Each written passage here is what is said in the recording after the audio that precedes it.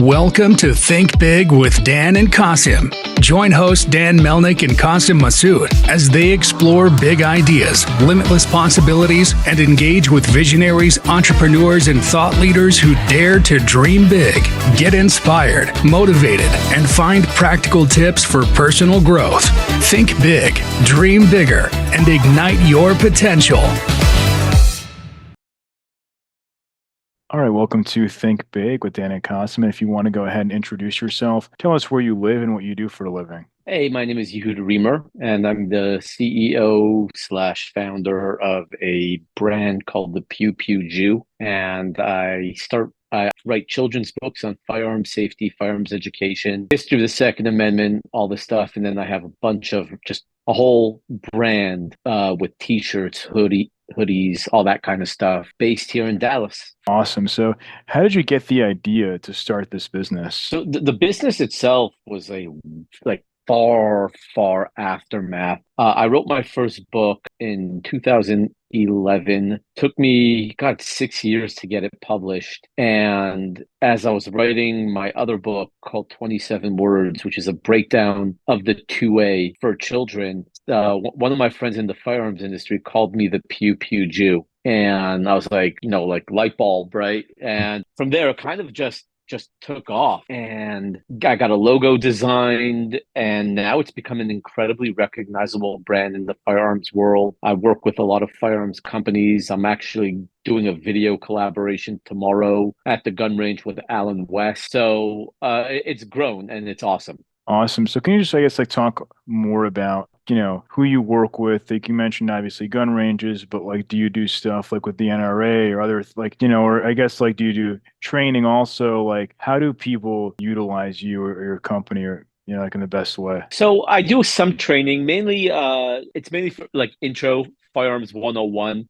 There's a lot of people who are much better instructors than I am. I get people into the range, pull the trigger for their first time and get comfortable. But I've worked with the Firearms Policy Coalition, the Second Amendment Foundation, Gun Owners of America. I work with ranges in the DFW area, especially Mr. Guns, which is in Plano, Texas, one of my favorite ranges to go to. And people, I have 9 books out, so people utilize my expertise on firearm safety, how to talk to children, how to talk to other parents about living with firearms in the home. As an Orthodox Jew, I'm constantly the go-to guy, if you will, which sounds a little egotistical, but you don't see a lot of Orthodox Jews or Jews in general being pro 2A, and I've been doing this for close to 7 years now. So, I've kind of become the voice for Jewish gun owners. People will go to my website. I have patches and fun stuff like gun control's not kosher with a big pig, and a lot of really fun stuff. So it's almost become a home for pro-American, pro-gun owner Jews. Whether you're Orthodox or not, they've come to my website, find a friendly face, someone who bleeds red, white, and blue, and they have become very, very comfortable with who I am and what I represent, and are building a following, and it's fantastic. For sure. Obviously, we're both lucky to be in Texas, but I know a lot of Jewish communities are in states that have much stricter gun laws. So how do you advise people who live in places like New York or California or New Jersey, for example? It's one of those things. I'm one of those people who, most rules are there for suggestions. Some laws are made to be broken type of deal. But for those people in blue states, I would say, if you can't carry a gun, carry a knife. You can't do a knife, a baseball bat. Obviously you can't do that. Learn self-defense. There's a million ways that you can protect yourself, and each one of them has a place, and each one of them is important. So if you don't have the ability to carry a firearm with you, don't just rely on the firearm. You are your own first line of defense. You need to ensure that your life, the life of your family, your community is safe. And whatever avenue you go down to defend yourself, that's kind of what you should be doing. Awesome. So when it comes to your merchandise or even your brand in general, how do you go about getting the word out and getting in front of more people who are in the gun community or even in the Jewish community in general? So I'm a door knocker. I literally go digital door knocking to you name it, whatever company is out there that might, like for example, there are a lot of right now on Twitter, obviously a lot of pro-Jewish, pro-Second Amendment Jews who come in defense of Zionism and Israel and stuff like that. But a lot of them are talking about the Israelis didn't have a Second Amendment, and imagine if they did. And then they talk about training in America. So I'll see someone post something about kids and guns and train them young, and I literally just I don't want to say bombard them, but I'll message them and tweet them saying, hey, look, I've written a children's book, I would love to send you a signed copy, stuff like that. And I literally just knock on digital doors, introduce myself. I've built a social media following. Yeah, it literally, that's what it is. I've taught myself Adobe Illustrator and Photoshop to the most part. That way I can design most of my t-shirts on my website. I've done all my advertisements. I've taught myself video editing. I do all of it. My whole brand is a one-man show.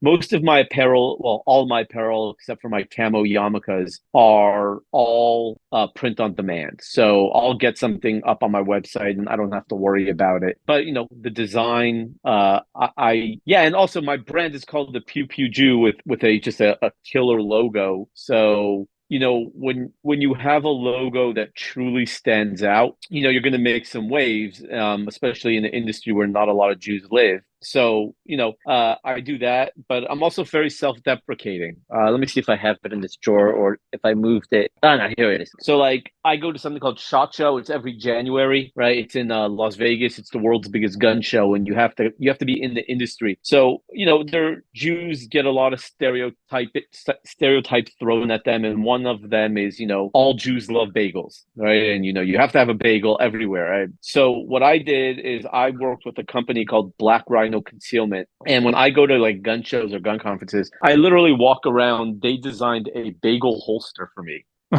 So I'll walk around these shows. I'll walk around these shows with open carrying a bagel, and people just are dying. I mean, they love it. I'm very self-deprecating. I'm one of the guys, I dish it as well as I take it. And I've just, like I said, I've built an entire brand and work with some just fantastic companies. Like I said earlier, right? Like I'm doing a video collaboration tomorrow at the gun range with Alan West, which is, I'm a little Jewish kid from the Valley in Los Angeles, but here I am. I was on Alan West podcast last week. I had Fox News appearance a month ago. So, I've really built a following and a brand that is slowly becoming a big success. That's amazing. So if you meet somebody on social media, right, and you mail them a copy of your book, what's the objective there? Is it more to maybe that they can bring you in as a speaker, or what is your goal from that? Or is it more just getting followers and then eventually that they'll, spend money and buy your merchandise? So it's a little bit of everything, right? I'll send a copy of my book. Like I said, I have 9 books out, right? From this one is gun safety. This one's 105 explosive gun jokes. This one is 220 pages of blank pages. It's called Bullet Points: Reasons Why America Should Embrace Common Sense Gun Law. My latest book is called Spot Gilly. It's like a Where's Waldo for gun owners. So my books are way out of the box, super unique. So when I send a copy to someone, sometimes it's just networking purposes. Hey man, thank you for, having my back. Here's a small gift. Sometimes I'm like, hey, I'm going to send you a book, depending on, how close I am with the individual. Hey, I'm going to send you a book. If you like it, do me a favor, give me a big shout out on social media. And a lot of them do. They're like, hey, we just got this book by the Pew Pew Jew. It is insane. Go get it. And some of it is just to build a following, because the more followers I get, the more it translates to sales on the website. So a little bit of everything. For sure. So what would you say is your biggest challenge that you face currently when it comes to your business? Social media. How so? Is it just not enough time? No, I'm shadow banned. I mean, I can show you. I had a massive uptick about 3 weeks ago. I got 3,000 followers.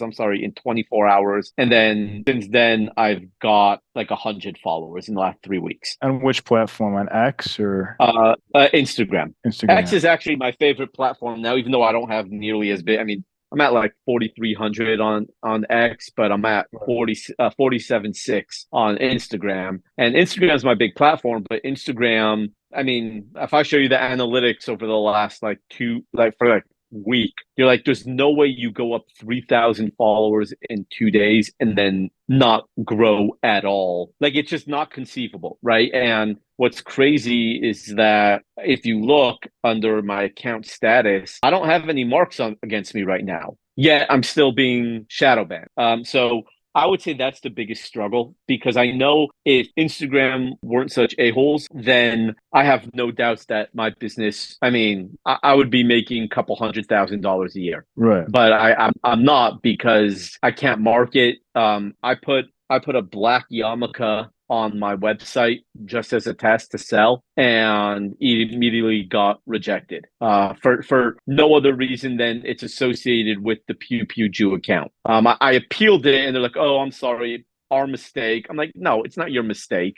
So that's probably the biggest battle that I'm facing right now, is just a constant barrage of silencing For from sure. social media platforms. Yeah, Instagram and Facebook are not big fans of gun ownership, that's for sure. Like, I know X is, as you said, a much better platform for free speech and for engagement. So do you feel like that's a platform where you're going to spend more time in, and like, like what, like, just because, like, I don't know, I guess it's like, kind of different. It's not as much video content, but there is a lot of good and valuable content on there as well. Yeah, so I've definitely been trying to grow my Twitter account, or X account. I've definitely been trying to grow it. The problem with Twitter is, and it's not a problem. It's not a problem. But the problem that I find with Twitter is you have to be so sharp, witty, and clever to survive. And what I mean by that, you might have a few posts every now and then that, someone will repost and will get you a couple hundred followers. But the real way to grow on Twitter is active engagement,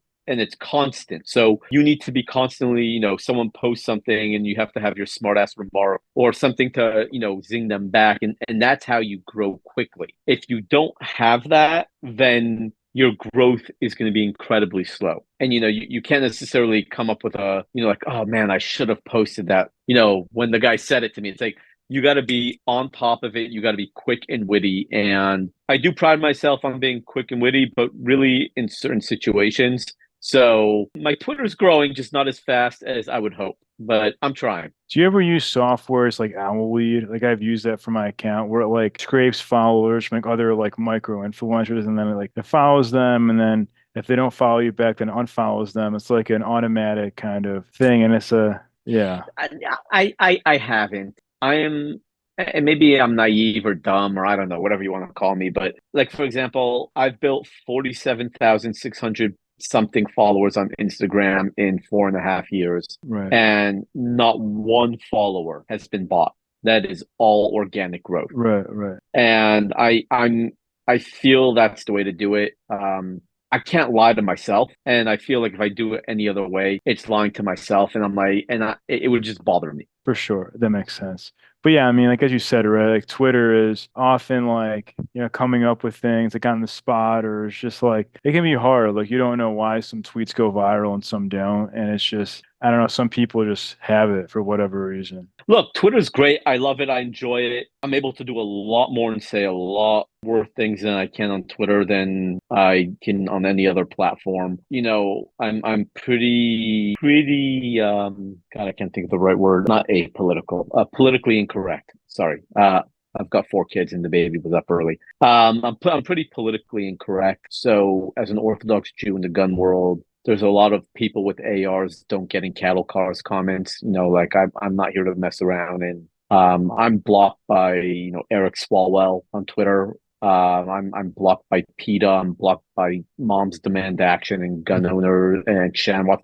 So I mean, let's put it this way: like, my PETA comment definitely deserved the block, although it was really funny. But definitely, I understand why Peter would block me. They posted, if you had one wish for animals, what would it be? And I posted a GIF of Fat Bastard from Boston Power 2 that said, "Get in my belly." And they weren't too keen on that, so I was blocked. So you can post stuff like that on Twitter. If you post stuff like that on Instagram, you're gonna have a bunch of whiny, snot-nosed liberals who will go report you, and then all of a sudden Right. you lose your whole platform. Right. So what would you say is like the one biggest piece of advice that you wish you knew before you started this business? Oh God, that's a great question. I never even thought about that. The reason why I've never thought about that is because I've never looked behind me. I'm always like, Right. whatever happens in the past, you can't fix it. I guess So like just what have you keep on. learned? Yeah, I guess like maybe some things like that you've learned that like have been helpful to even like get to where you are today. You have to have trust with you. You need to trust people, even though there's a possibility that you'll get burned. Right. I've had to put trust in a lot of people to help me along the way. Some of them ended up being massive disasters. Right. I've had to, not going to say burn bridges, but definitely blow up the bridge so that there's no connection. But then there's some people that I put my full trust in, and to this day, they are some of my closest friends. There are some people who are kind of my ride and die crew. If anything happens, there are people that I will call in the firearms industry before I call my family or my local friends, because I know that it's either they're there to help me or they're dead. There's no question that they'll be there for you if need be. So you have to be willing to trust, or is it trust but verify type of deal? Although the verification comes over time, but yeah, but kind of that, if that makes sense. Yeah, definitely. So if we're gonna have this conversation again in 1 year from now, where do you see things going for your business? God, that's a great question. I would love to say, a massive expansion. I at January 5th of 2023, I hit 20,000 followers on Instagram. December 20th, I'm at 47,000. It's amazing. Yeah. So, even with all the hate from social media, I've still over doubled my following. So I would love to say that, I hit 50,000 just this year alone, this upcoming year. And, I'm at 100K in a year from now with, sales rocketing. But it's also one of the things that man plan, God laughs. I'm going to continue networking. I have some things in the works now. I don't know if they're going to pan out or not, but definitely some things in the works that could be game changers. But I like to keep my head down. I don't talk about a lot of my projects. I'm hoping by this time next year I'll have book number 10 published. But it's hard to say. It's really hard to say. I would love to say that I'm making $50,000 a month in sales, but with the way things have been going with social media, it's been rough. So it's I don't know. We'll see. We'll definitely see. Awesome. That's exciting. And we're rooting for you to have a really strong 2024. So if somebody watching this wanted to reach out to you, do you mind sharing your website or social media Sure. handles? Just best way to get in contact with you? Yeah, absolutely. So across social media at the Pew Pew Jew, PEW, and then Jew. So the Pew Pew Jew. And my website's at thepewpewjew.com. You can reach me across social media or email me at my website. Through my website. I apologize. And yeah, if you have any questions about anything I do, just reach out. I'm very accessible. I definitely make it a point that at some time during the day, I'll take time out to answer emails, comments on social media, messages on social media. So I take the time out to interact with followers and customers every single day because I have to. Right? Since I'm the only, I am the CEO, the director, the graphic designer, social media moderator. I do it all. So compartmentalize and just keep your focus, and yeah. Awesome. Well, Yehuda, thank you so much for your time today. Yeah, absolutely. Thank you for having me. Of course. All right. Bye. See you later.